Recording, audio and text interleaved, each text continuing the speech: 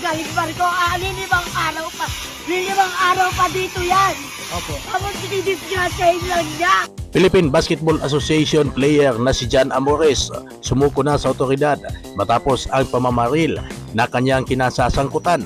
Kasalukuyang nasa kustodiya ng Lumban, Laguna ang PBA player na si Jan Amores matapos niyang barilin ang lalaking nakaaway niya sa isang basketball game. Nagugat ang alitan ng magkainitan si Jan Amores at ang seaman na nakalaban niya.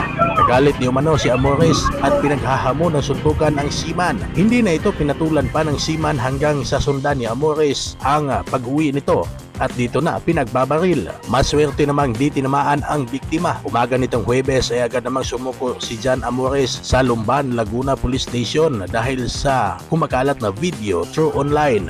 Porsigido naman ang ina ng biktima na kasuhan niya ang PBA player dahil noon pa man daw ay kilala niya na si Amores sa kanyang hindi magandang pag-uugali. Mahaharap sa attempted murder si Jan Amores. Matatandaan na taong 2022 nang pumutok ang kanyang pangalan sa PBA nang masangkot din siya sa isang gulo. Nang kalaunan ay mabigyan siya ng pangalawang pagkakataon na makapaglaro sa Philippine Basketball Association o PBA. Kung gusto mo ang videong ito at bago ka pa lang sa ating channel, please subscribe and hit the notification bell upang sa ganon ay manotify ka sa bago nating video.